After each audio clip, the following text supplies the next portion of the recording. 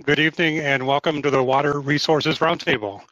For the next hour, we'll speak with key people associated with water resources in our area and the exciting new and unique initiatives they're working on, and discuss the timely topics that impact you, me, and really much of the population in Michigan at this very unique time in our state.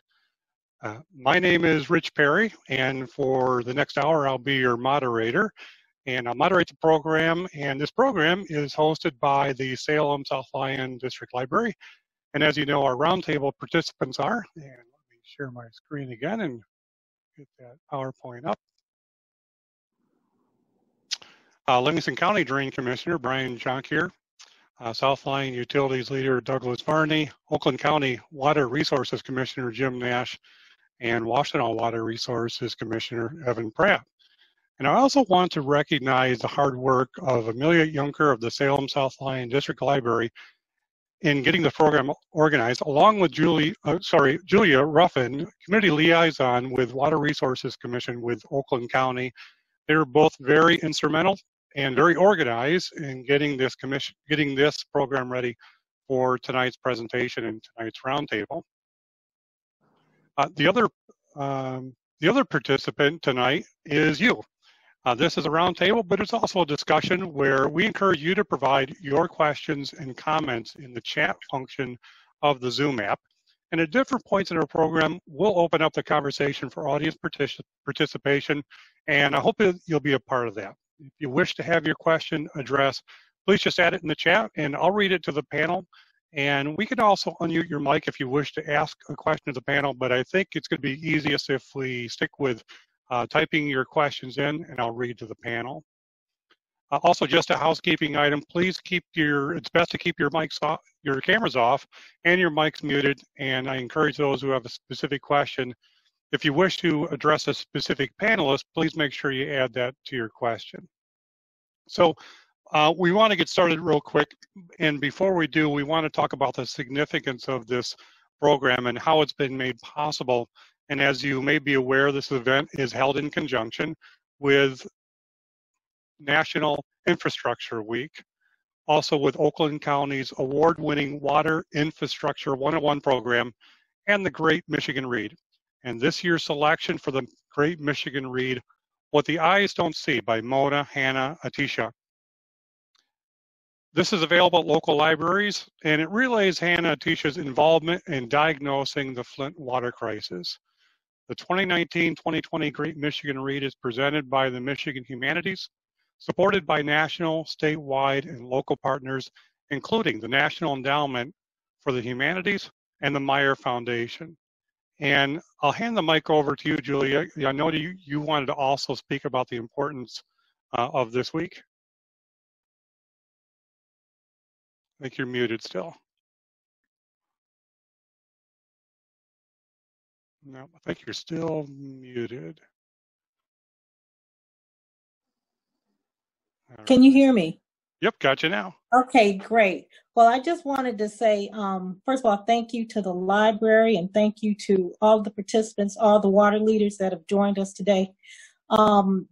Infrastructure Week is very important as it's a time where people can learn and get an opportunity to see the men and women who make our water safe, and it's important that people understand the vital roles that they play in making sure that we have great infrastructure, the importance of infrastructure, and the value of infrastructure, and the fact that we need to invest in infrastructure.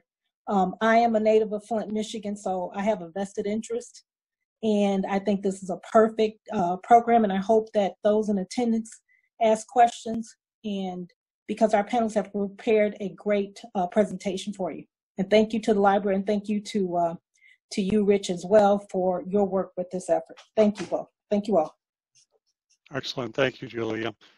Okay, lastly, we want to get started, but lastly, I just want to mention the video distribution of this. Obviously, we're live on Facebook. Then shortly we'll have this uploaded to YouTube, and this link will be available. It'll be posted on Facebook and other social media platforms. And if you're in South Lyon, you'll be able to see this program later on Channel 19 on WOW, channel 20 on Comcast, and we'll reach out to the other local cable channels to make sure they get a copy of this video as well. Okay, so with that, we're going to get started with, let me stop sharing my screen here. We're going to get started now with Mr. Pratt, the Washtenaw County Water Resources Commissioner, and he'll be speaking to the stormwater parks then and now. Correct, Evan? Sounds good. Let me just pull up the presentation here and make it so everybody can take a peek at it themselves. We'll just start the slideshow from the beginning, and away we'll go. Well, thanks. My name is Evan, and I love infrastructure. I'm very excited about it all the time. If you want the 9-hour version, I'm happy to share that with people offline at another time. You can contact my office for that. But today, I'm just going to talk about the stormwater piece of thing. Stormwater is a word used in the industry to refer to rainwater. So this is rain, hits the ground, runs off, and we deal with it, as a result of these storms. What I'm going to cover a little bit is talking about both water quantity and quality, how folks have had impacts on the quality of our water as well as the quantity.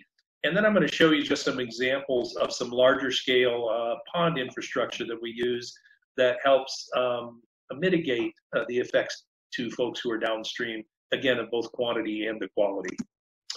So back in the day, this isn't a new idea. There's a creek called Allen Creek that drains about 25% of Ann Arbor, goes through a lot of the U of M property, starts on the athletic campus. And by golly, some enterprising individuals started charging a nickel a head back in the day after he dug a hole in the middle of an old creek. And apparently he made a fair amount of money back in the day. Today, though, what we have is a lot more complex systems. And even more so, I'm going to talk a little bit about how we end up doing a lot of co-location with park facilities. And there's reasons why parks are attractive and why we need to share things. I've got a list over on the right-hand side of the screen. I'm not going to read it all. I think everybody is able to cover that. But this is a large park that we've shared with a park agency. And although we can't use stormwater money to put in new facilities, but we did have a lot of things to replace out there. We were able to make adjustments. One of the nice things about doing a project that involves earth moving is that you have an opportunity to reshape the land a little bit, particularly if you have a lot of dirt in the bottom of a pond that you need to spread around in order to allow that pond to still have capacity. So this particular location was one where back in the 1970s, when they started realizing that there was a need in urbanized areas to address water, they dug a giant hole here. It gradually filled with dirt. And in the early 2010s, we retrofitted this particular park to greatly improve the water quality that it would provide downstream. We've been monitoring that for years. This is part of a lot of efforts along this particular creek. So let's go back a little bit, though, to why do we do this? So this is a creek that's in an urban area, and it's eroded a lot. You can, in fact, see this we've got a person that's 5.5, 6 feet tall in the background. So I think you can get an idea of how much erosion, and where the bottom of the creek used to be was probably 3 or 4 feet higher. Water's an unstoppable force is the bottom line. And since it took 150 years for a lot of this degradation to happen, it's going to take quite a while to work our way out of it, particularly in urbanized areas that were built before the 1970s, when there was a thought that, when we build something new that's a hard surface, the water can't soak into the ground anymore, and that water ends up downstream to the next person. And maybe it's not a problem if you live at the top of a hill and let's say you've got 1 cup of water, but if you're the 16th person down the line and you're dealing with 16 cups of water, it gets to become more and more of a problem. I think people can get that. So as it says here, being a raindrop is a pretty tough life. This particular area just is an example of typical urbanization, and about between 2 and 2.5 times as much water when it rains comes off of this landscape than prior to humans coming in and developing. And that's quite a scale. It's millions and millions of gallons more in even just an area like this that fits in a snapshot. So back to scaling, these urbanized areas have been built up since settlement for 150 years. As I mentioned, the rain more than doubles. So detention is the word we use for ponds that are intended to receive rainwater or storm water and slow it down so that you don't get all the water coming to downstream people at the same time they're receiving the water that rained on their property or nearby. And it also, the fact that you're holding back water and having it slow down means that any particles in it can settle. Dirt particles are the #1 carrier of pollutant loading in urbanized watersheds and really in most areas. Most pollutants like to take a ride on a piece of dirt, I like to say. In the city of Ann Arbor, which is the county seat for Washtenaw, almost 26% of all the hard surface within the city is actually owned by the city. This is because we have a road network that's all hard surface, and of course a few buildings and parking lots. So in Ann Arbor, they've chosen to invest money in retrofitting things. This is another example area. Pioneer High School is kitty corner from Michigan Stadium, and we put a large underground infiltration basin to absorb water into the ground to try to replicate that pre-development situation. And you'll see this photo right in the center of the screen. Look at the people there. This is just one of what we call a box culvert, kind of a technical term. This is just one of a row of about 24 of those that are about 8 feet by 10 feet, and we store 2 million gallons of water underground. That's about the first ½ inch of rain for a 300-acre area. And when folks come and park their RVs for the football game, they're right on top of an infiltration area. So how are you involved? How is the average citizen involved? The left is pre-development, the right is post-development. I live in a house that a developer built in the 50s, so I'm part of this whole situation. But a creek that is receiving water from a natural area, #1, the rain is not all getting to the creek right away when there's a storm. It soaks into the ground in the photo on the left, and it will flow through the groundwater, which allows it to cool off, maybe take a couple of 3 days to get to the creek, and more importantly, it also filters out the sediments. So we're addressing pre-development, quantity and quality are both dealt with through natural means and methods. When we have a development, though, what we get is the result you kind of see on the right. There's lower flow during times when it's not raining. That lower flow then allows the water to heat up a little more, so it becomes bad habitat for bugs, critters, and fish, and so forth. And a lot of people don't realize that there's phosphorus naturally occurring in the soils in Michigan.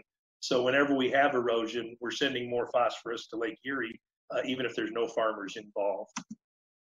The largest source of urban stormwater pollution is now from road networks. So when the Clean Water Act passed in the 70s, they focused first on green gobs of goo and then municipal sewage treatment operations. And while both of those still require attention, the largest source of water pollution is coming off of our roadways. Much of that comes from the cars we drive and little flakes and flecks. Here's a variety of sources those are from. I'm not going to read the slide. I think people kind of get the idea. But zinc comes from tire, for example, and copper from brake linings. I'm going to show you a quick photo. I said we retrofit what was basically a giant hole in the ground. It was a good idea at the time in the 70s, very progressive and controversial. But what we did is we created a low flow channel, we call it. It's that U shape in the middle. So water normally flows along there slowly. It takes a longer path, which also allows for some sediment settling. But when it rains, and I'm going to show you that the brown area, is well vegetated. When it rains, we store 7 feet deep of water over about an acre. So that's about the size of a football field. So imagine a football field end zone to end zone filled with water 7 feet deep. That's what we store here. So this is a very nice park-like setting that you would hope to achieve when you're co-locating an infrastructure facility. And this is the place when it rains. So I'll just kind of do a little quick back and forth. It's shot from the same vantage point, more or less. You kind of can see how the trees end up underwater. So to wrap up, there's just another example. Ann Arbor's worked with my office on about a half a dozen major projects that involve a major pond. For example, you can see if you look closely a bunch of light trails all around this pond. There's a huge mountain biking facility along with a variety of other excellent park amenities in this area. And I would also like to note we see blue herons at all of our major pond facilities. Golf courses are also a good co-location for stormwater improvements. In this one, we ended up doing a project that improved the vegetation, reduced flooding on the golf course, removes a lot of phosphorus, and as a surprise bonus, even though there's geese out here, we saw dramatic reductions of E. coli. We monitor things upstream and downstream when we're attempting water quality projects so that we know before and after the project if it worked. So that's about it. This is just a little corner of some new developments, a little rain garden in a floodplain, and the folks who volunteered to take care of it. And with that, I'm done with my piece. Great information. And my first comment, of course, is you must have a pretty nice drone to get some of those pictures. Those are old helicopter aerials. Oh, they are. Just had a person in the office purchase a drone, and I really look forward. Brian Jonckheere from Livingston has one, and I'd be surprised if we didn't have a shot from a drone. Yeah. No, it's a pretty important resource right now to have as well. So very good presentation. And of course, the audience, this is audience participation. So you're welcome to leave a comment in our chat window, and we'll read that here if you want to address Mr. Pratt about anything that he presented here. And a little later in the program, of course, we'll have more of a roundtable discussion where we'll talk about COVID impacts and other things related to our water infrastructure. So I don't have any questions showing up in chat right now, but do any other participants have a question for Mr. Pratt before we move on to Mr. Brian? Oh, all right, so we're gonna move on to Brian now. And Brian Jonckheere from Livingston County. And you can take the mic and the camera, and you're gonna be speaking with, well, you have a presentation to present as well, correct? Yep. All right. Is that up? Can everybody see that? Not yet.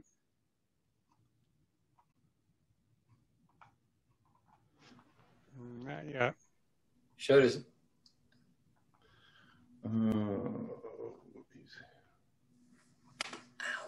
Got the share button down at the bottom center? There. Yep, I got her. All right. How's that? Oh, we got it. Okay. Am I still on? You sure are. All right. All right. Mine's gonna be a little bit different. I'm kind of splitting mine up a little bit.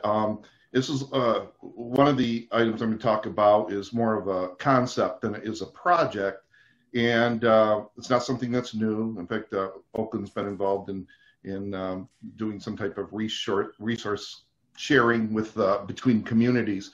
I may have a little bit different tact on it, but we think it's, especially in light of COVID, is something that is going to be extremely important when and if we're ever faced with this type of pandemic again. But before we do that, I wanted to give a little primer into what drain commissioners do, since most people don't know. And you see some different names there: drain commissioner or water resource commissioners in the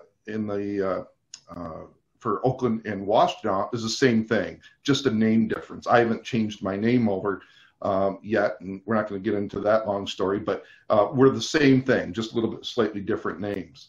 To begin with, and kind of I wanted to mention something on that goes along with Evan's discussion with water, and he outlined the watershed in one of his diagrams there.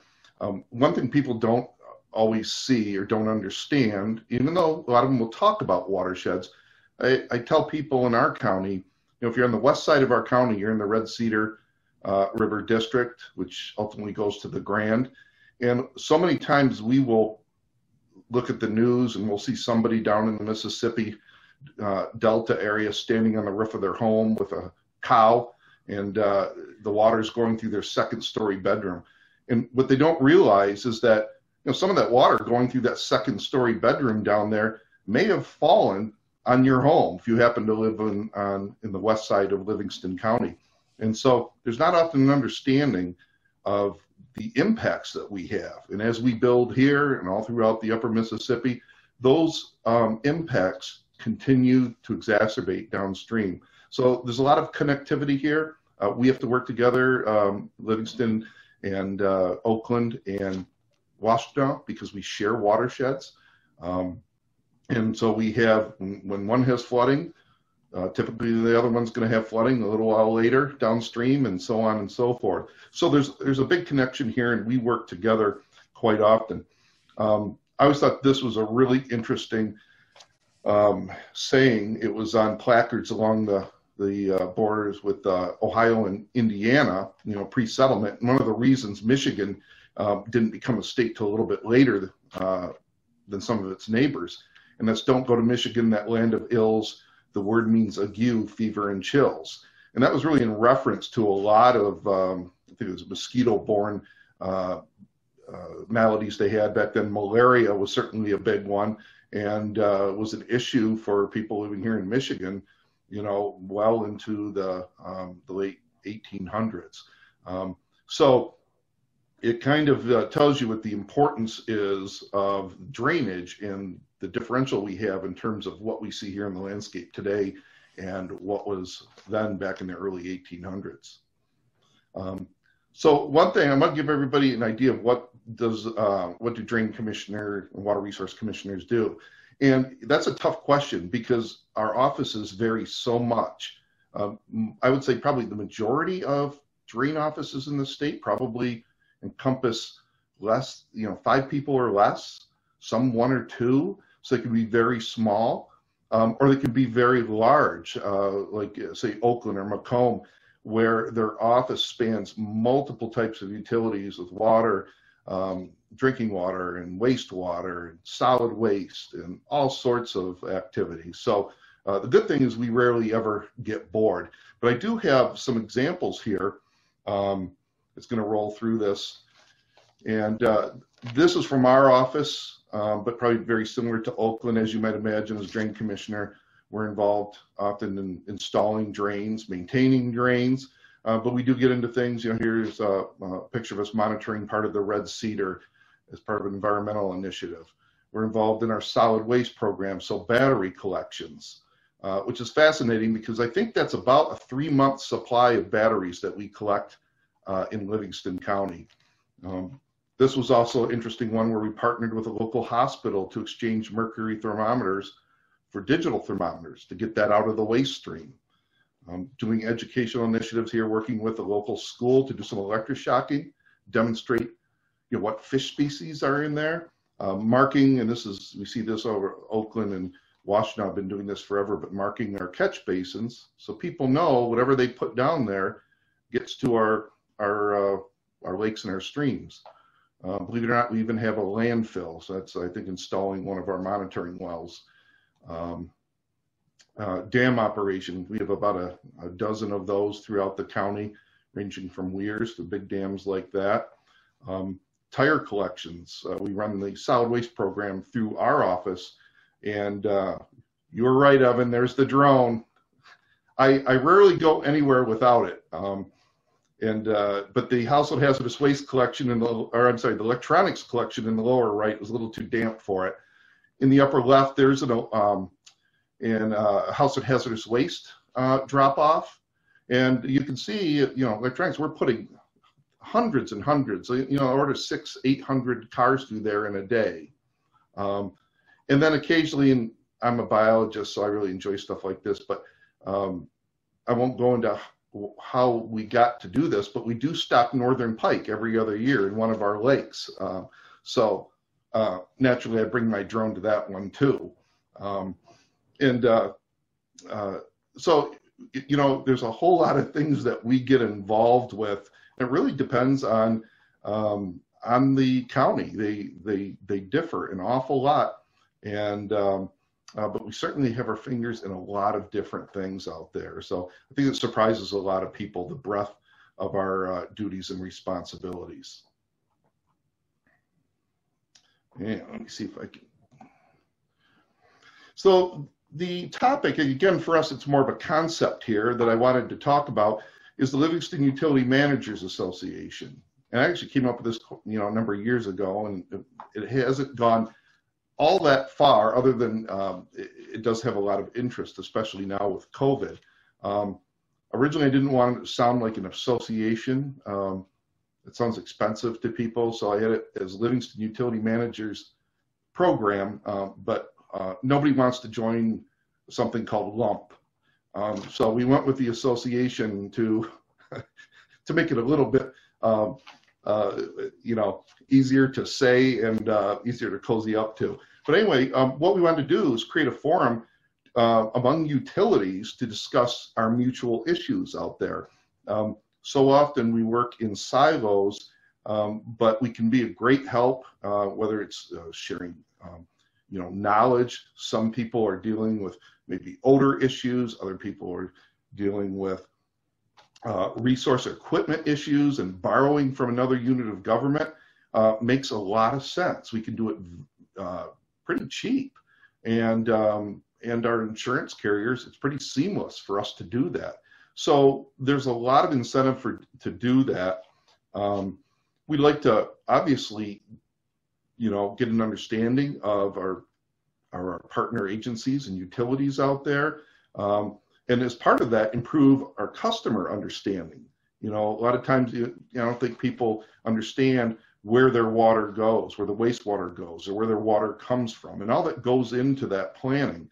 And again, because of COVID, this brought to light, especially early on when we knew almost nothing about the impacts or the, you know, how COVID was represented in wastewater, and whether it was, you know, how dangerous it was for our workers out there. So you can imagine in a wastewater system with relatively few workers, 3 or 4 workers, if you had a COVID outbreak, you know, between taking the people out who test positive and those that had impacts to them, you could potentially be shutting down our utilities. And they're very susceptible to this. And I don't think that really came to the forefront until we faced this COVID thing. So what we always try to do is, you know, when we have a challenge like COVID, we try to, you know, improve upon things. So if we're ever faced with it again, we have, you know, we have something in place.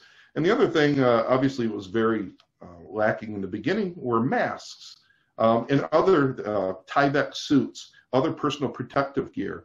And so one thing that I thought would be important is if every utility worked at stockpiling certain personal protective gear and other things. So when faced with this again, we are not trying to scramble. We're not using handkerchiefs over our mouths. So there's a lot of things, as well as best practices in how we team people up in order to reduce that exposure. And I think whether it's any of the speakers here today, we've all been working on that as COVID has run its course. So really, again, just at the infancy stages of this, but we do see some barriers here, and I think less so than we have in the past.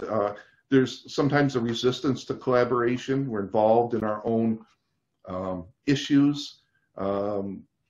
People are often unwilling to look externally. It's an additional cost. They may not see the benefit. Obviously, in doing that, there are some resource limitations, whether it's in your staffing or in money to help support an initiative like this. Then you have, quite frankly, and again, I think less than what I've noticed in the past, you have an elitism sometimes in units of government where they think, hey, you know, we're doing it the best. We're doing it better than everybody else. And if we bring other people in, they're just going to be dragging us down. And that's really unfortunate. But that does exist. So that's something we have to fight. Lack of legal framework. There's lots of legal mechanisms out there in the form of bills that allow us to work together. That may be less of an issue, but there are certainly additional tools that we can work on in the future that will help enable units of government to work together more seamlessly. And then the other thing that we see as an issue is when you're working across units of government, each unit of government has different requirements, personnel policies. Some are union, some are non-union. The wages differ, there's differing benefits. And so if you're using someone else's person because of that expertise and their equipment in your work area, in your unit of government, you know, how do you make sure that transition is seamless? And, there's a number of people that have worked on this, so there are other models out there. But again, like anything else, these are barriers that we have to overcome. But there are examples out there. There's a app online, MuniRent, where you can go in and you go and choose the piece of equipment you'd like to borrow. You put in the dates you want it. It goes on a calendar. You can read and see how much it's going to cost you. So it makes it pretty seamless, at least for equipment. And then, of course, Oakland's involved. Jim, I think you're probably very involved with this. I think it's still ongoing, but the WARN, Michigan, or the Water Wastewater Agency Response Network. So this is something that's been going for a number of years with Oakland communities working on mutual aid. So there are some examples out there, and we've got your agreement, which we will probably use as a basis for ours. But this will certainly help us in units of government here in Livingston County prepare, in case we have, whether it's power outage or pandemic or whatever it is. Again, what we do know is it's not going to be all hunky-dory after this. We will have something that will stress us in the future. So with that, I'll turn it over. I know we kind of hit a couple subjects there, but appreciate your time. Thank you. Excellent information. I'm going to steal from you, Mr. Pratt, a comment you made in our chat window here about Michigan and some of the history. He wrote in 1817, Edward Tiffin, Surveyor General of the U.S., wrote a letter to Thomas Jefferson and included this note: "I shall no longer survey Michigan. It's uninhabitable. Surveying was required to give away or sell land for homesteading and settling the state." So Michigan was settled a little later, as Brian mentioned, than nearby states due to water issues. So it's interesting history. Thanks, Evan, for sharing that. I like to tell people that's why I have a job. Yeah, there you go, right? All right, well, next on the agenda is, let's see here. Next on the agenda is Mr. Varney, Doug Varney, from Director of the Department of Public Works and Utilities for the City of South Lyon. Doug, you have a presentation you have ready? I do, certainly. Thank you so much. No problem. Do I just share screen or? Okay. How's everybody doing? Thank you so much for having me. I appreciate it. I really want to say thank you to Salem-South Lyon District Library for putting this event on. I too love infrastructure without even knowing it, and here I am. So I am the Director for the Department of Public Works and for also the water and wastewater facilities here in the city of South Lyon. I'm going to go a little more micro in my presentation. I'd like to talk a little bit about water meters, how they work, what their purpose is, why we have one as a utility. I think it's something that we all need to kind of think about if you're paying a water bill, obviously. So this will kind of drill into that and then also go into a little bit about estimated meters. And we do not like estimated meters, obviously, but we do have several. So hopefully this will get out to the residents of South Lyon, and we can actually have less of that. That's my goal here. So I'll go ahead and start in on my PowerPoint presentation that I have started. And here we go. So meter accuracy. This will be a brief overview of just general meters. A lot of municipalities obviously use meters.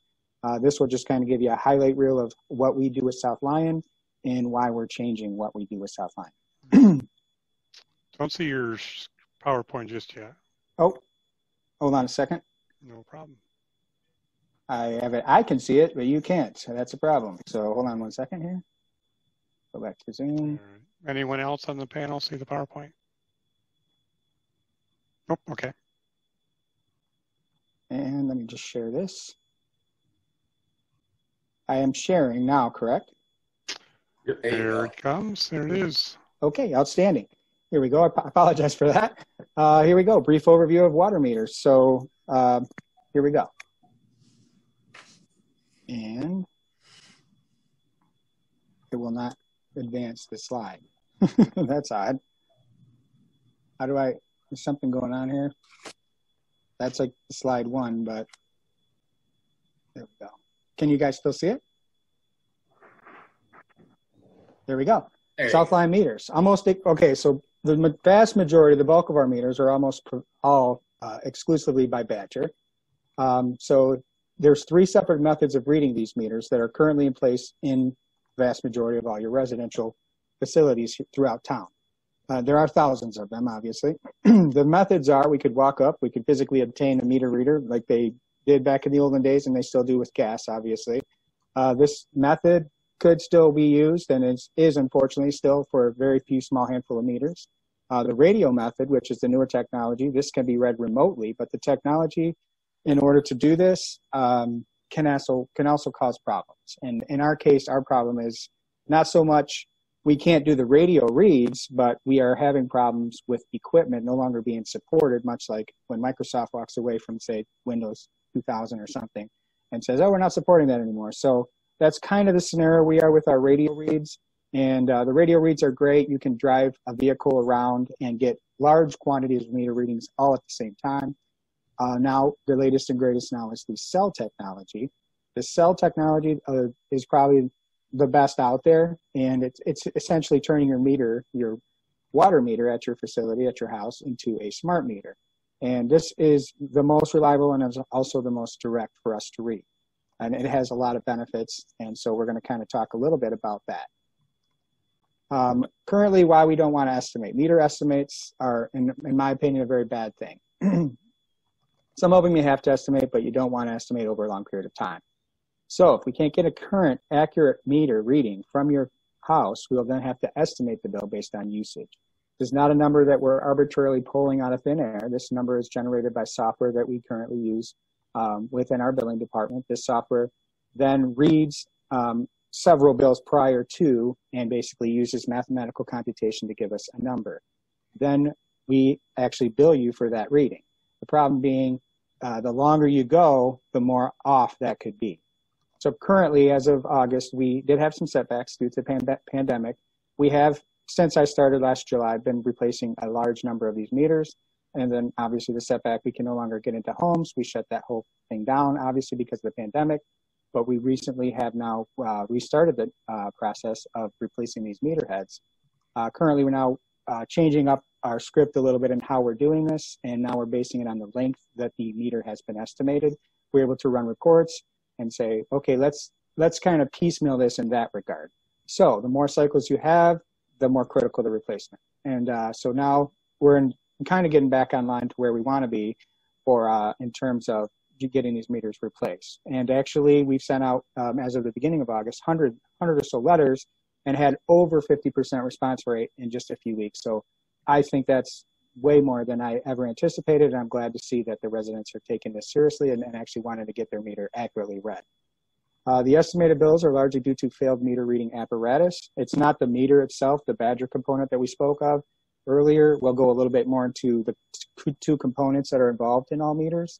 You have the Badger, the body, and then on top of that, what sits is basically the register of the meter. That's kind of where the rubber meets the road, and that's the part that is having issues with some of our meters as of right now, because the device we use to read it is the problem. And so we'll kind of take a little closer look. This is right from Badger's website. Badger offers a nutating disc flow meter. That's what we use. That's what most municipalities use. It's a very common meter because of its cost-effective method. It's a very simple design. They have what's called a nutating disc, and we'll kind of go into a little bit of that in a second here. As you can see, it's not just used for water, it's used for a lot of different applications, but because it's so steadfast, I think that's why a lot of municipalities choose these guys. And then we go into, this is off of our shelf. This slide here shows the picture right off of our inventory, the body of the meter. This is, again, the most typical. This is the Model 35. This is where the nutating takes place. This is where the water will flow in one side, out the other. So that's basically the nuts and bolts of this. We're going to a little bit more into the register. This is how the gallons are actually measured now. We're going to talk a little bit about that. That's where the nutating takes place inside the meter body. The nutating, and I'm going to just kind of link into a quick video here of what nutating involves. It's basically a coin wobble technique. If you can imagine what happens when you throw a coin up, it's basically this will happen. And so take a quick look. If the YouTube comes up here, hopefully. there it is. So this mutating action, somebody was keen on, hey, maybe we can use this in a meter. That guy probably is retired living in Hawaii somewhere right now, but pretty cool, I think pretty cool concept that he was then able to transfer over into, I'm getting some weird audio. Is anybody else hearing that? Hello? No, sounds okay. Okay, good. As long as nobody else is hearing that, I don't know what the deal is with that, but okay. So now we're going to go to the next mutating. That's what mutating is. And I got a quick, brief video here from also Badger that I kind of want everybody to kind of take a look at.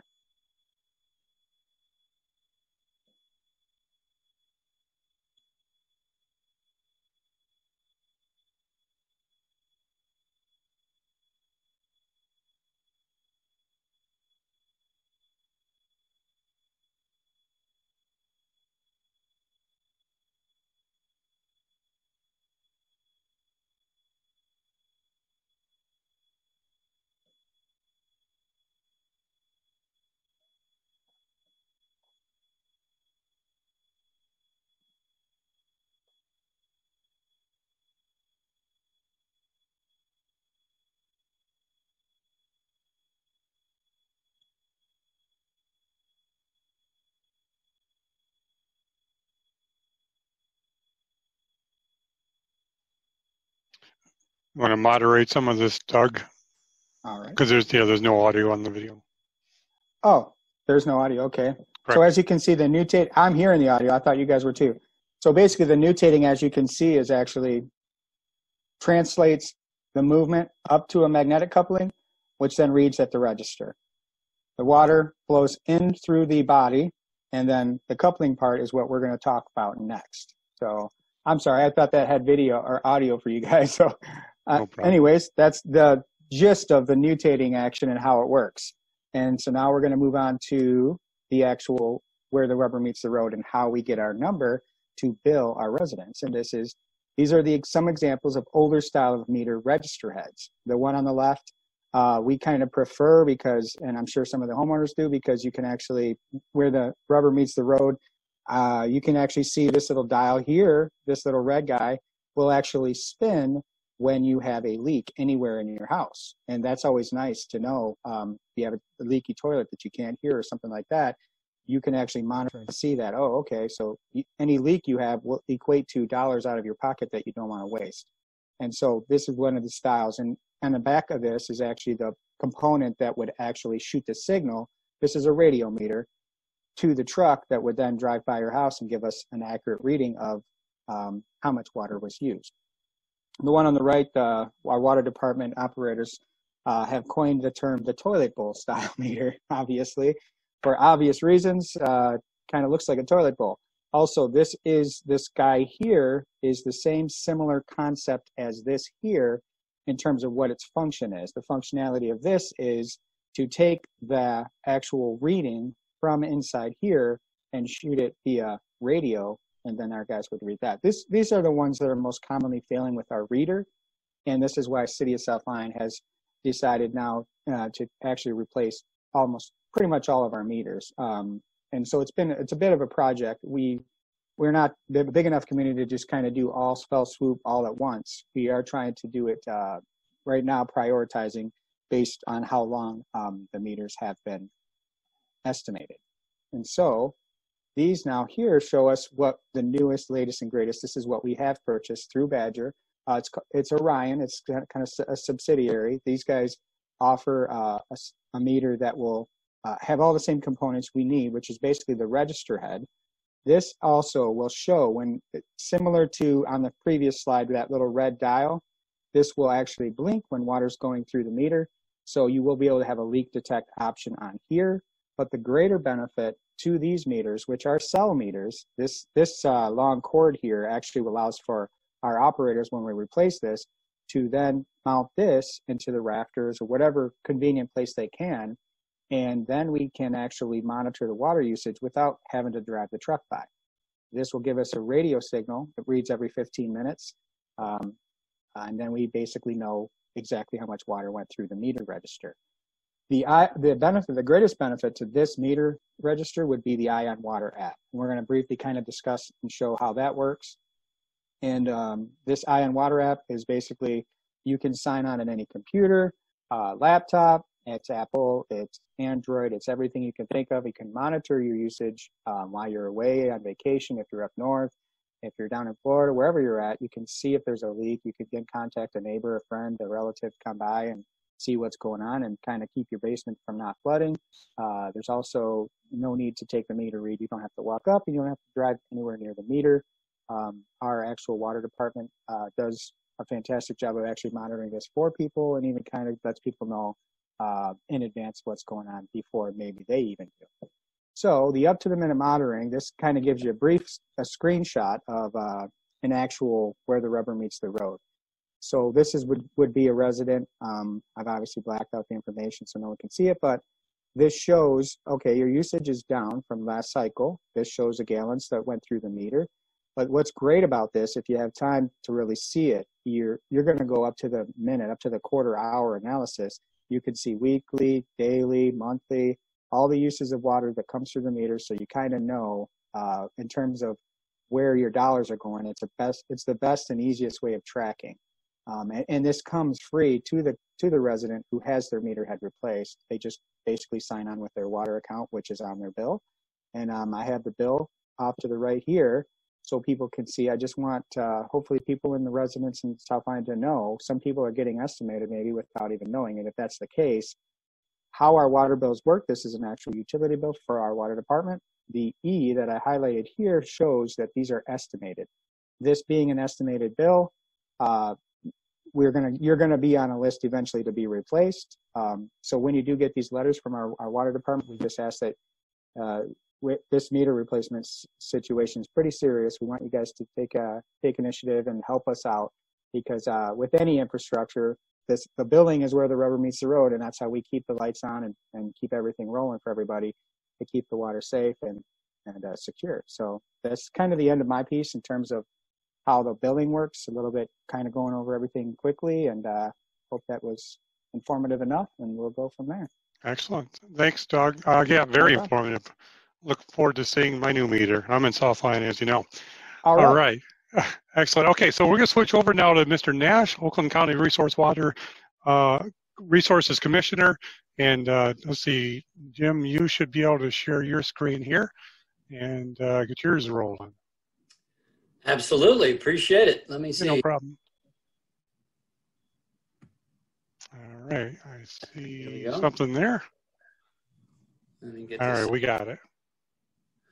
There we go. Oh, appreciate it. I really appreciate everybody, working on this project. I love the idea of it. I've been doing these now for, almost 3 years, going to libraries and talking to local folks about the water systems. Actually just won an award for that this year from the National Association of Counties as an innovative way of reaching the public.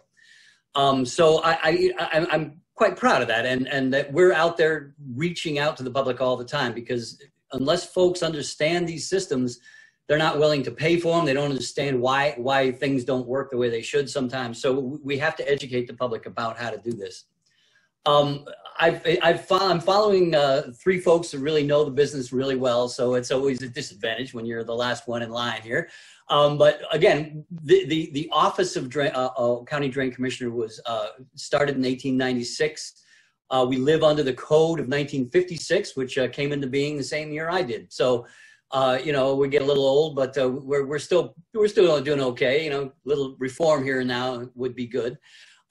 We in Oakland County changed the name to Water Resource Commissioner in 2009. We do way more than just drains. Oakland County has around 500 drains of the different types. Chapter 20s are operated by the communities themselves.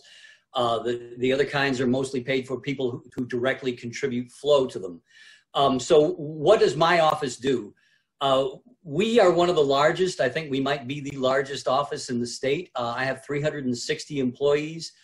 We have over $500 million budget that we generally have every year. It grows a little bit every year. We do projects all over the county. We have interactions with every community in the county all the time, mostly around drains, but we do a lot of other things. My office operates and maintains 19 water and or sewer systems in 14 communities in Oakland County. So we operate and maintain under contract with the communities directly to operate and maintain their systems. We operate large sewer interceptors that serve about 800,000 people in Oakland County. Several of them, I'll talk about that in a couple of minutes. We also do several inter-county drains. So the water starts in our county, flows to the counties around us. So both counties sit on a board to oversee these drains. The biggest one is the Oakland-Macomb Interceptor, and that serves about 800,000 people in the two counties. So the operations we do are very large. But we also do erosion control for the orange. This is a map of Oakland County. The orange are the ones that my office does erosion control for. This is around construction sites. Anytime you see a construction site, you'll see these black cloth fences. That's silt fences. So whenever it rains, all that open land isn't sending silt and soils into our nearby storm drains. Again, that's a very important thing. It has a real impact. If we're not doing that, it has an impact on our drains. They can fill up with silt. It lands up in our lakes and rivers. So that's not a good thing. This is all around stormwater. Stormwater is what falls to the earth, and as Evan mentioned, in natural areas, the bulk of it is absorbed in the ground. Only very heavy rainstorms result in runoff from those areas. The natural vegetation absorbs that. So when we have civilization, we have roads, we have roofs, parking lots, driveways, all those things that don't absorb water. So the runoff from these developments ends up bringing a lot of pollutants into our waterways. It can have a real impact on those.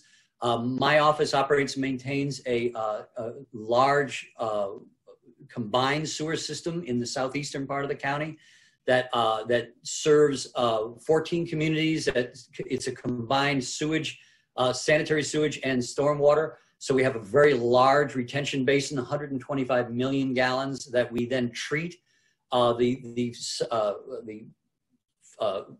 stormwater on site before. If we have too much, then it spills off into a drain, the Red Run drain. Otherwise, it's kept and sent to Detroit for treatment. So these are large systems. The separated systems tend to be much smaller systems, but that has a huge impact on our environment. Green infrastructure is the newest development in how we're trying to deal with this. The old-fashioned, large gray infrastructure, which is these large pipes underground, large pump stations, often underground storage capacity. All those things we're dealing with that cost a lot of money to operate, maintain, and build. The green infrastructure is trying to imitate how natural systems absorb water so we can get less of it going into the stormwater drains. If we can absorb that first inch of stormwater before it reaches the storm drains, we're going to have much less pollution. We'll have much less chance of the big storms causing floods.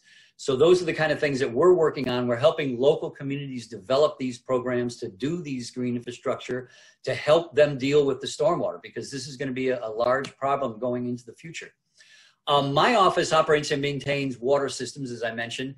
This is a map of Oakland County. All those red slashed areas are where we're served by the Great Lakes Water Authority. So my office, the blue communities you see here, we operate and maintain for those communities their water systems.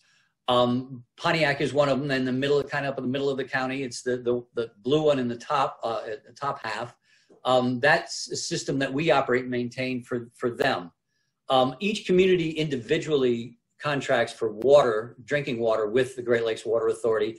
The systems that we operate and maintain for sewage disposal, those are larger systems that are multiple communities involved with them. So some of their systems, like the purple one on the bottom row there, is Novi and Walled Lake. So part of the Novi and Walled Lake, we have a wastewater treatment plant that serves those communities. White Lake and Commerce, we have a wastewater facility that serves those two communities that we operate and maintain. We also operate and maintain the facility in Pontiac, the big wastewater treatment plant. And those yellow communities around Pontiac that you see there, all of them contribute about 30% of their flow to Pontiac. The reason we did that, when we took over the system in Pontiac, it was in very bad repair. The facility had been built in the late 50s, early 60s, so it was very old and had not been properly maintained for a long time. The system had not had the funding it needed when the industries moved out of that area. So it was only being used at about half capacity. It was a $30 million gallon a day facility for sewage treatment that was only using about 10 to 15 million gallons a day. And it needed tremendous work that the city of Pontiac, an economically distressed community, would have had a hard time paying for. So we brought in the flow from those other communities, and they helped pay for it. So now they help pay for all the work that needed to be done in the facility, and we're working on a system to treat it better. So we're treating it now. This is the plant itself. Some of this in this picture is very new. The communities, 13 including Pontiac, that it services, that blue tank at the top, at the middle on the right, is a new tank that takes in extra flow from the sewage disposal, from the sewage system. In a rain, more water can get in there, so we need to have more storage because it can need more than the system can handle at one point.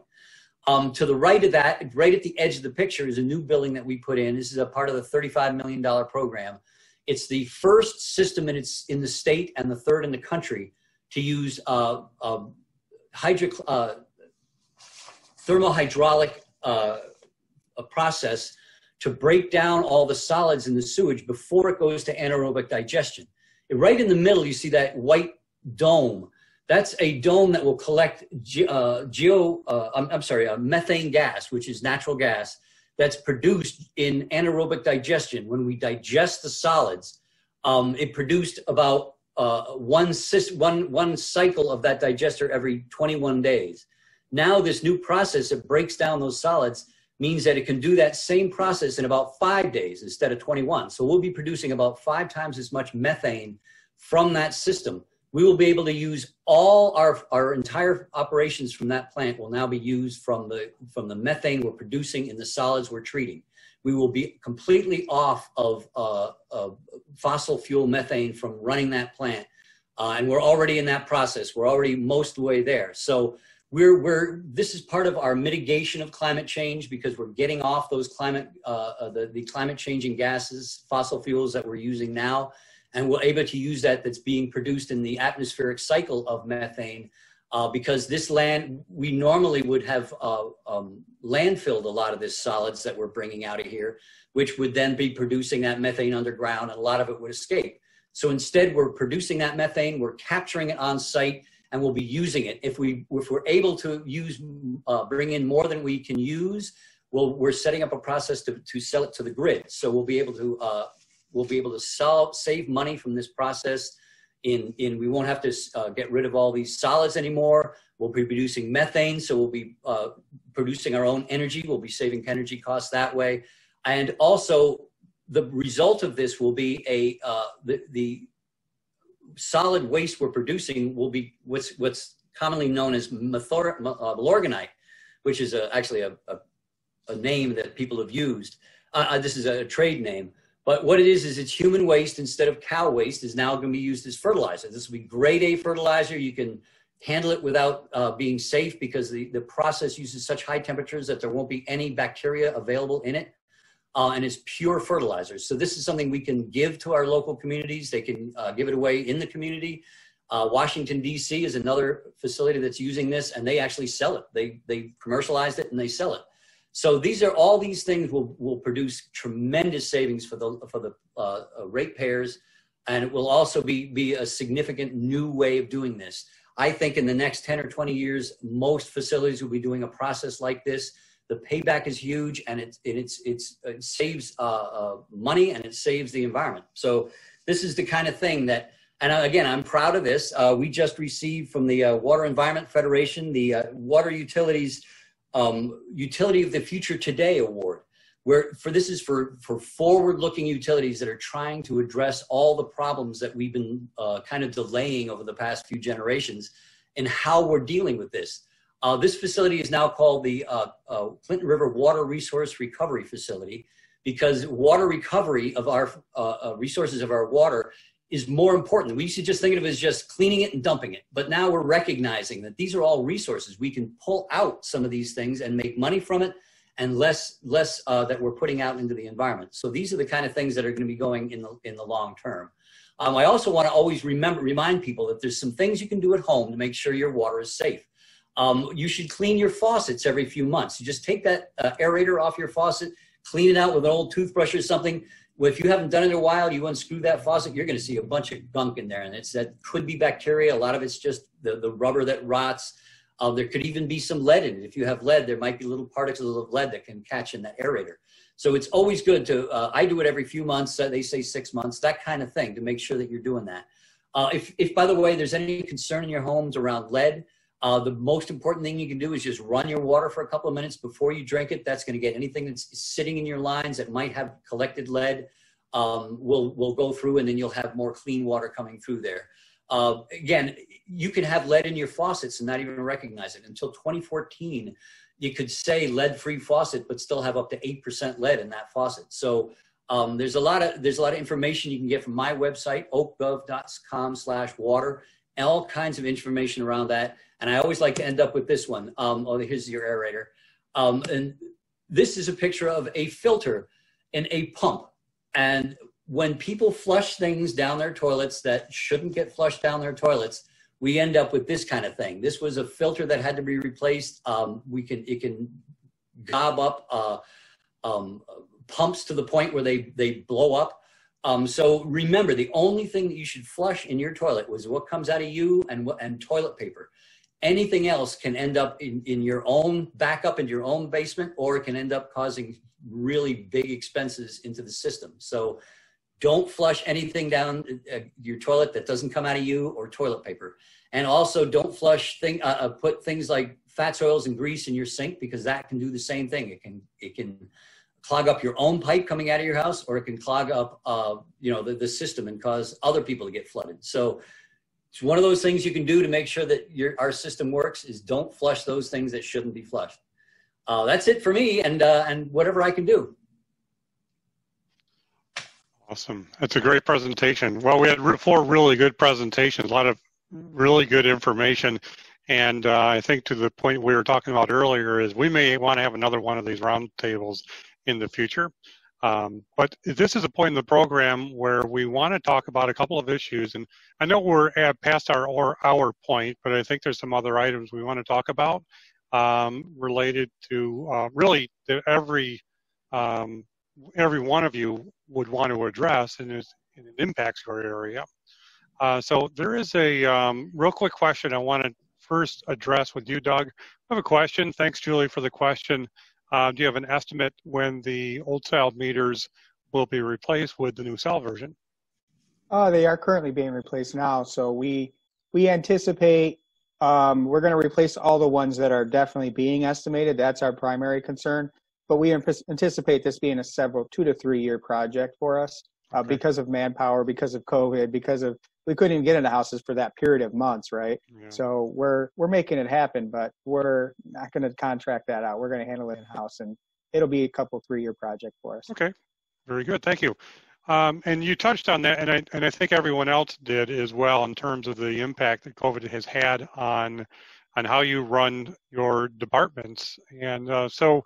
Let's speak to that, and let's start with you, Mr. Pratt. How has the COVID crisis impacted water resources and procedures in your area? Sure.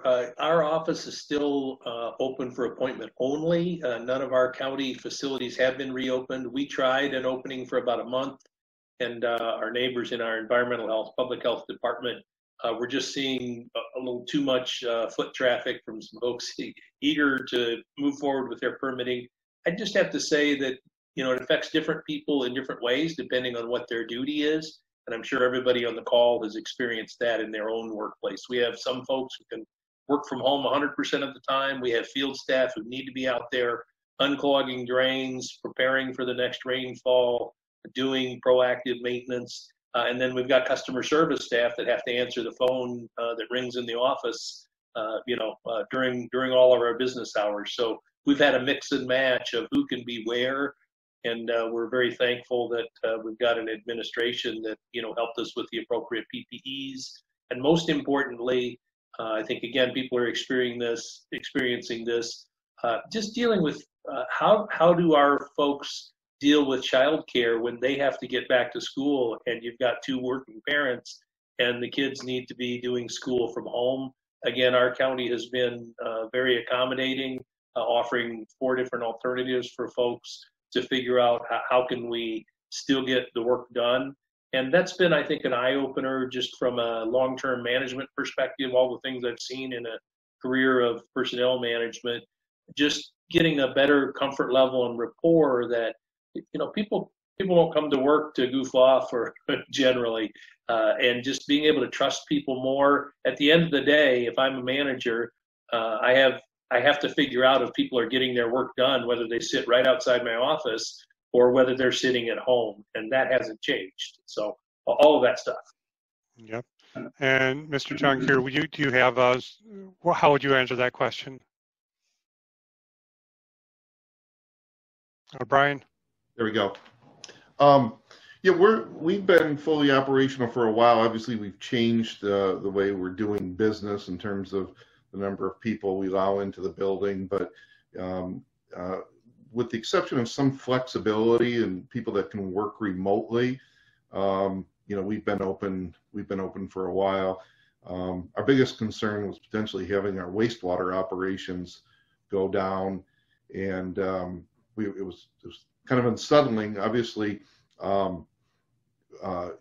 when you are taking care of the wastewater, you have a population who's sending all their water and waste to one spot, and so the people that get exposed to that are the wastewater workers. So we really owe them. I think it's probably the same in your crew, Doug and Jim. They probably never flinched, and to start out with, there probably wasn't a whole lot of personal protective gear out there. And but we've changed the way we've done operations. And as a matter of fact, I think what it's helped us to do, there's been some inefficiencies and old policies. It's helped us push those policies aside. So ultimately, I think there's some advantage to us in the future. So this is, we look at it as a positive any way we can come out of it. So sure. Other than that, we're doing pretty good. I think we're lucky. Obviously, having a smaller population in Livingston helps us quite a bit too. I just want to make a quick note here, and for those who are watching through Zoom or Facebook, we've posted a survey. So if you can fill out that survey about this program, we and of course the library would really appreciate that. I have a couple other questions to go to, but I wanted to ask you, Jim and Doug, do you have feedback on the COVID question as well? Sure.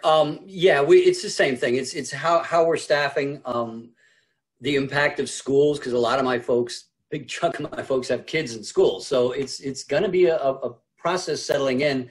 We've been lucky so far. We really haven't. We had 2 of my folks who had contracted it, both of them from spouses who worked in healthcare, and it never spread to anybody else. So we've been pretty lucky. For us, we've been working significantly with the Michigan State on a testing program. We've been testing for COVID in the sewage.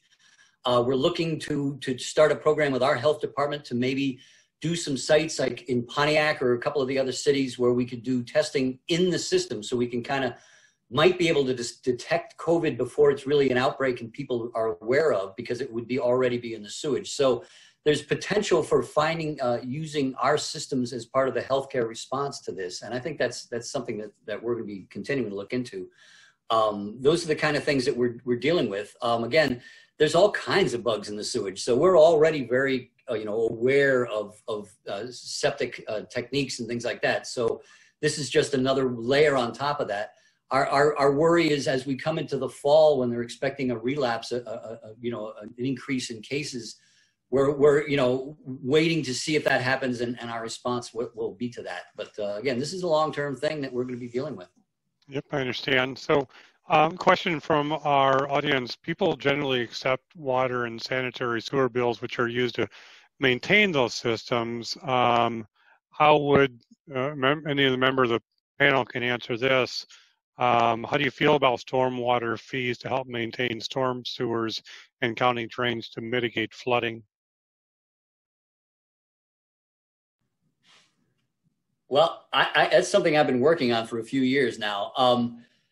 There's something called stormwater utilities. What a stormwater utility does is most communities now, they just use general funds to pay for whatever the stormwater costs the community has to come up with. Unfortunately, there's a law firm that's suing communities over that and forcing them to do utilities, basically. I've been pushing legislation in Lansing for a while to set up the system of utilities to make it easier for communities to do that.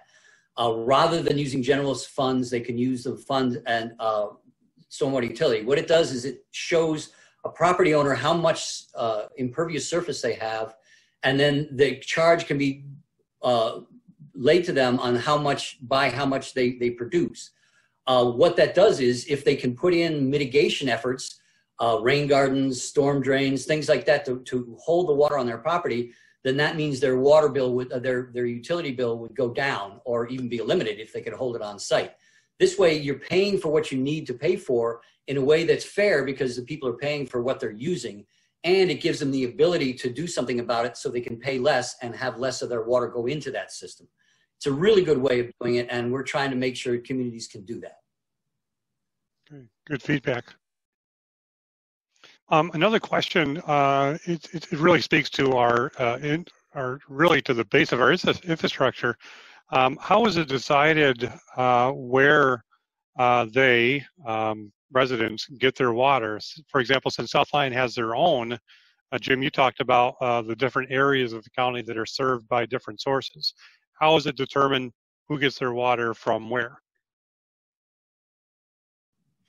The local community makes that decision. They contract with the Great Lakes Water Authority, or they develop their own well system. I believe Lyon Township has their well system. Waterford has a well system. Other communities do. We operate and maintain several in Oakland Township. So it's not unusual for that to do, but it's a decision each community makes on how they're going to do that. A lot of them in Oakland County, just, people have their own wells. Right. So Brian and Evan, you're working in areas that are, outside of Oakland County, so more rural areas, but also more developing areas most likely. And so, how is that going to work with the infrastructure over, say, the next 5, 10, 20, 30 years as cities get bigger and there's more resources in demand? Let me take a stab at two things, and then I'm sure Brian will supplement it because he does own and operate. My county does not. But number one, most communities have a master plan for both drinking water and sewer. It identifies where they are currently able to hook up folks and where they intend to hook up folks in the long run. And as part of that, they plan for capacity in the long run. Will my sewer plant need an upgrade in 25 years? Will I need supplemental drinking water, public well, in 15 years or what have you.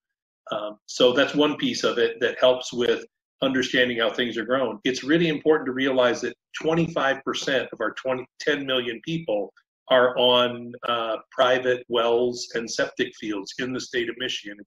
It's the only state that has that many people out of their whole population. So we have, for example, most communities will have a law that says, you must hook up to the sewer system. I mean, it doesn't work so well if you don't hook up and you have pollution issues, but they typically will have an ordinance that also says we don't allow public drinking wells in town.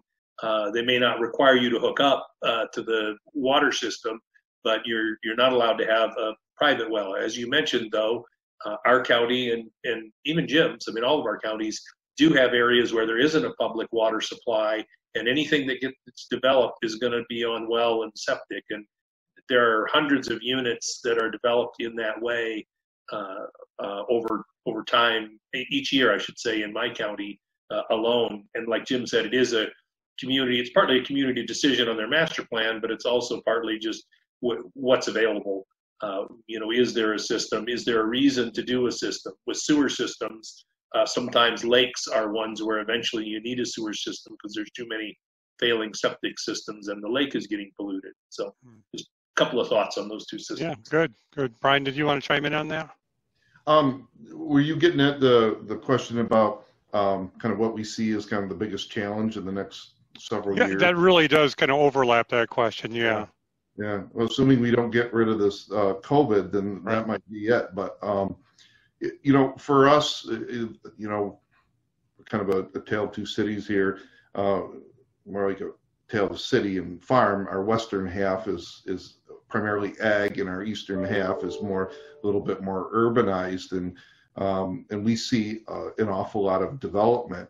And with that, most of our, you know, we have over 500 drains and many thousands of several thousands of miles of drain out there. Yet that's really dwarfed by the private infrastructure. The clay drains that are out there that were put in around the turn of the century, those are beginning to fail. And we see that each and every day as people, you know, who once had a dry lawn are wondering why it's holding water, and it continues to get worse. So we're seeing the failure of that infrastructure. And, you know, kind of going back to the model you're talking about with stormwater utilities, we call stormwater the forgotten utility. I think the thought is with water, drinking water and wastewater, it was built by man. Since it's built and originates with man, you can charge for it. No such luck with a stormwater utility.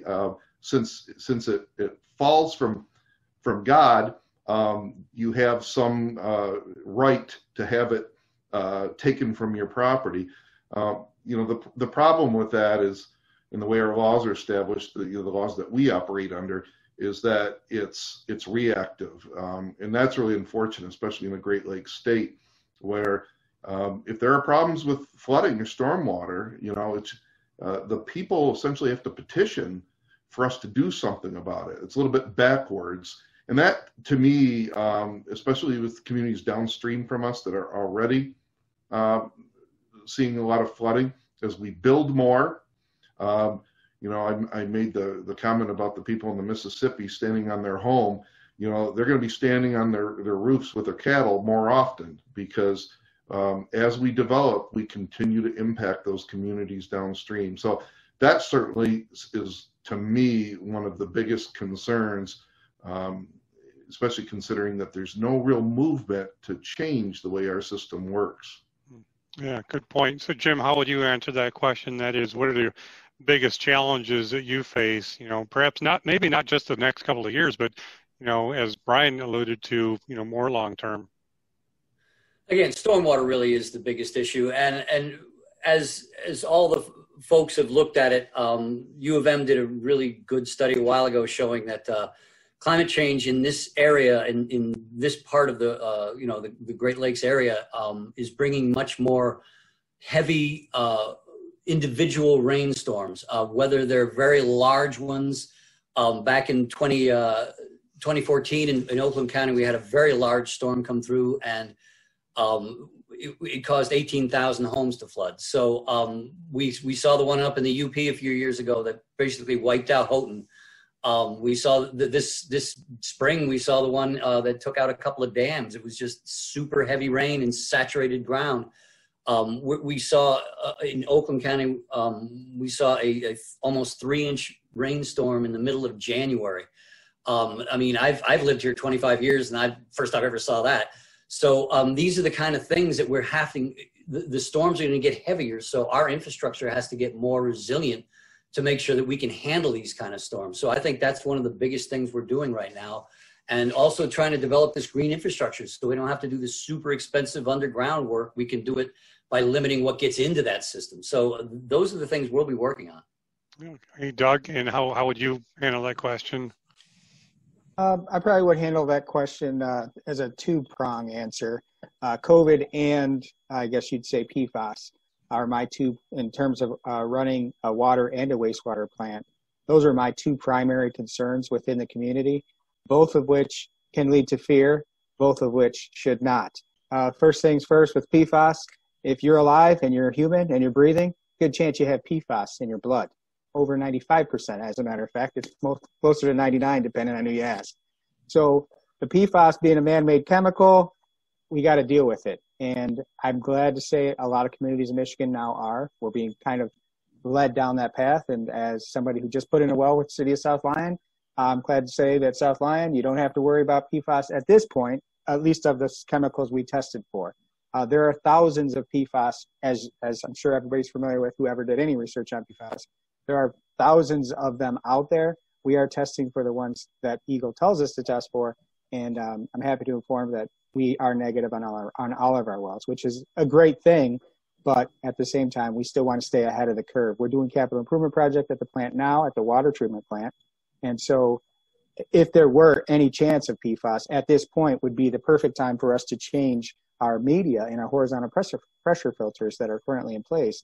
I don't see any reason for that at this point, but if we did need to long-term, that would be something we'd go with, maybe a granular activated carbon, which you get a lot less lifespan out of that.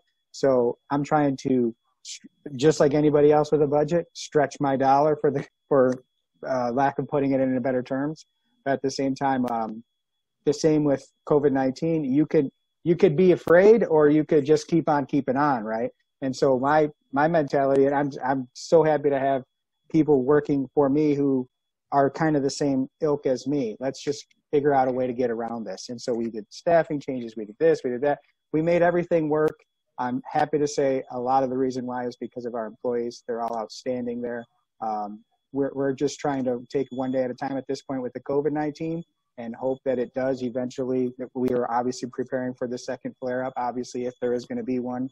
We're in the fall now. So those are our two concerns, mine personally, in terms of being in charge of those two departments, as well as DPW. So, okay, great. And Mr. Pratt, I want to also give you an opportunity to answer that question in terms of your challenges. But right after that, we have one last question, and it's 8:25. I want to try to wrap it up by 8:30. And so we'll have you, Evan, answer this question, and I'll have one more, and then we'll wrap it up. Yeah, I think I'm with Jim. You know, trying to move towards proactive, maintenance. Think about your car manual, right? It tells you things that you really need to do, but infrastructure has been treated like going and buying a car and just driving it until the brakes fail. Number one, that's not very safe. But number two, even if you live through that, it's extremely expensive. It's much more expensive than staying on top of things. We have a funding situation. Water infrastructure is graded at a D in Michigan. And it does cost money to fix it. And of course, everyone who has problems says, well, we need money to fix the problems. But we are in a case, as Brian and Jim described, where stormwater is not adequately funded. I am fortunate that the city of Ann Arbor is one of few that do have a stormwater utility. It does work well. It's no different than your gas bill, electric bill, sewer bill. You use so much of it, and you should pay for what you use if you want to be fair. But I think it needs to be supplemented to help agencies transition. We are dealing with issues that never existed when this stuff got built. There was no PFAS. There were very poor laws about all kinds of chemicals. So all of us have contaminated sites all over the place.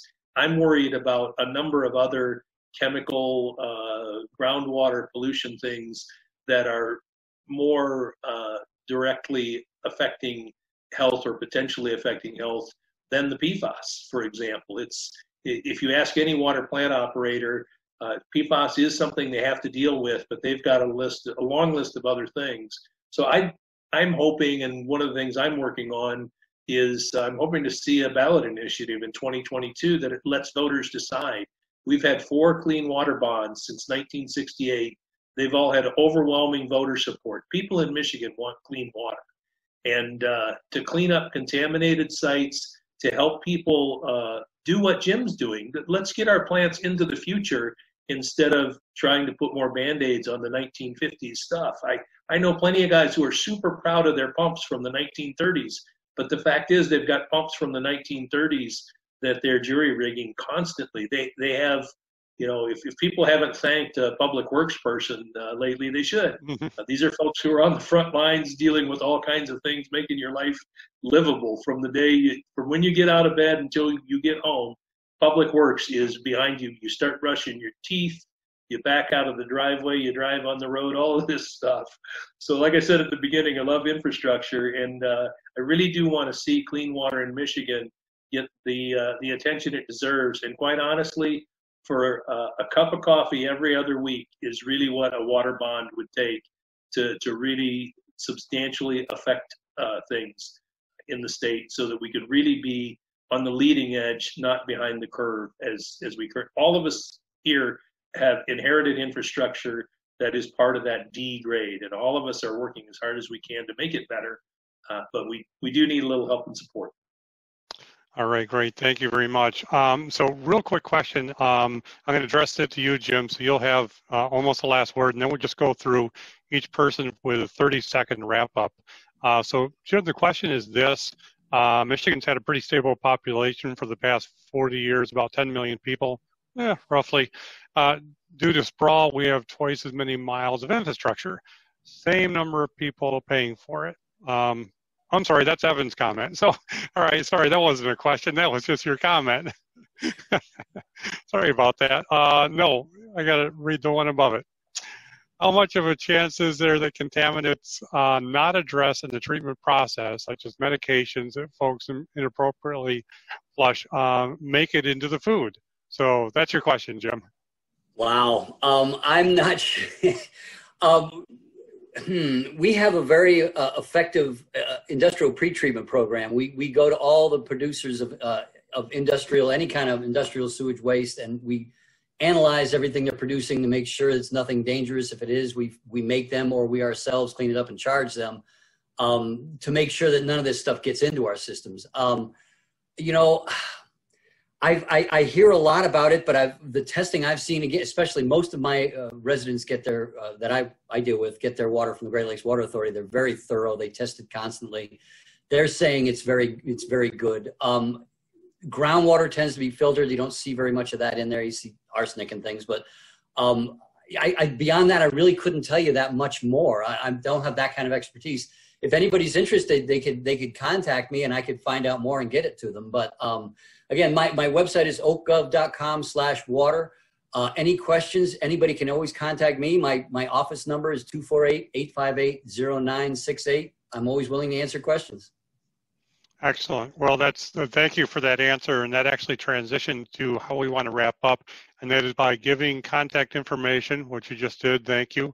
And so I'll give you one more, and then we'll move on to Doug, and that is, in addition to contact information, how can someone get involved in keeping their own water safe? And then we'll use that as a wrap-up question for each one, and then we'll finish it off. So first, I'll go back to you, Jim. How can people get involved and keep their own water safe? Well, again, like I said, watch your own stuff. Make sure that you run the water for a minute. Clean your air, your filters. Don't flush stuff you shouldn't flush. Don't put stuff down your drain you shouldn't drain. All those things have an impact on your own infrastructure and on the people down the road. All those things. Make sure that you know, if you see somebody polluting, somebody dumping something in a drain, call us. We have a number for that. We have a hotline. There's all kinds of ways that people get involved.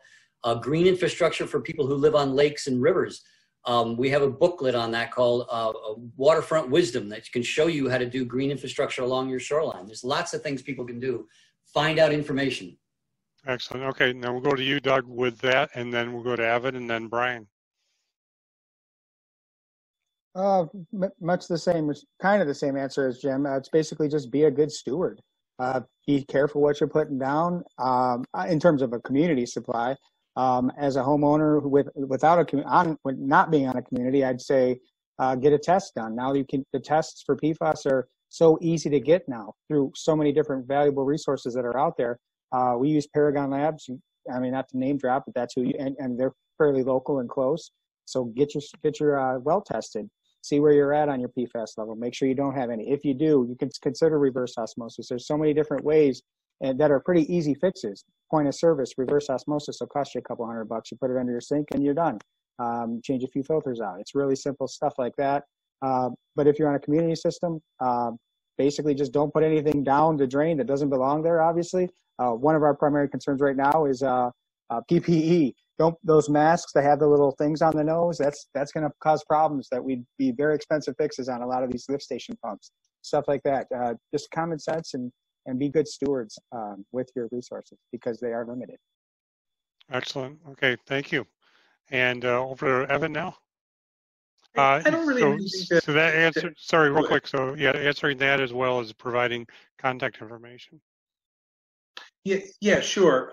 So my office can be reached at drains@washtenaw.org. And of course, Washtenaw is spelled just like it sounds, Washtenaw. So that's the best way to reach out to our office. Like Jim, we do want to hear from people. We want to hear about problems. We want to hear about pollution issues that need to be resolved, all those types of things. So other than that, I'll just leave it at that just to keep us moving towards the end. Sounds good. And then Brian, you get the last word. Oh, awesome. Is that about 20 minutes? Yeah, right. You can reach Livingston County at livegov.com, www, and then go through and choose drain. One thing I would recommend to people, the way they can be part of this, obviously, it's a great comments and things they can do individually, but, on a broader basis is having, more of these types of forums and talking to your elected leaders. You'd be surprised how effective you can be. You might think, I'm just one property owner, but it has a tremendous impact, and often a lot of times more impact, depending on your relationship, than the elected official calling. And so I would just, avail yourself of that, from the local communities on up. The more they hear that, the more it translates into programs that are focused along the lines of, longer term thinking. And it really is, we do have to change the way we think. And a lot of those, we have a lot of people that don't understand the importance of utilities. Personally, my thought is we know it's near the end of civilization when they start picking up your garbage.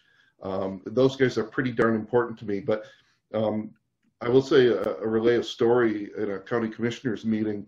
One of the county commissioners said, well, hey, if we've got extra money to spend, I don't want to pick on me. I was sitting there, but he said, no offense to Brian, but I just as soon put that into public safety.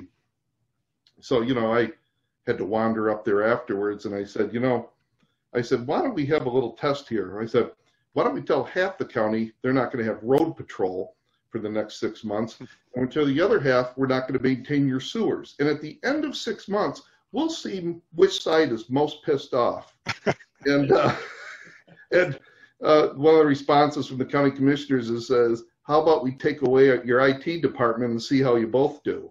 And it's a good reminder that, as important as you think you are, there's somebody else that may not be as big, but they are pretty darn important to you. So yeah, a very good point. How can people contact you, Brian?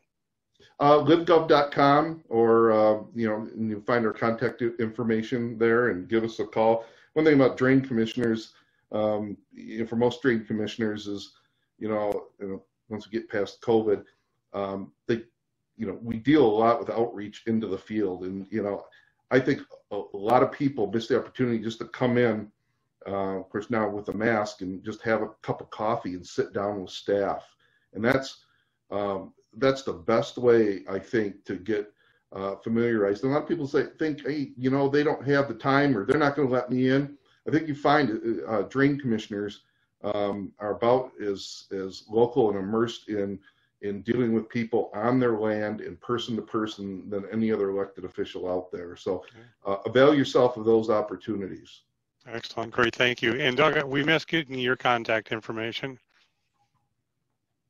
I apologize for that. It's southlyonmi.org is our city website. And for estimated bills, you can contact us at 248-437-4006 at the Clean Water Facility out on Dixboro Road in our water clerk would be happy to set up something for you to get your meter head changed out for you. Awesome. Thank you very much. Hey, thank you everyone on the panel for participating today. This is very good information as we celebrate National Infrastructure Week. And I really do hope that we do this again. I want to thank all of the participants who submitted questions. And of course, I want to thank Julia Ruffin as well with Oakland County, as well as Amelia Jonckheere with the Salem-South Lyon District Library, who is the host of this event. I want to thank them both for all of their organization and hard work in putting this all together. So again, thank you everybody. This concludes tonight's roundtable, and have a good evening.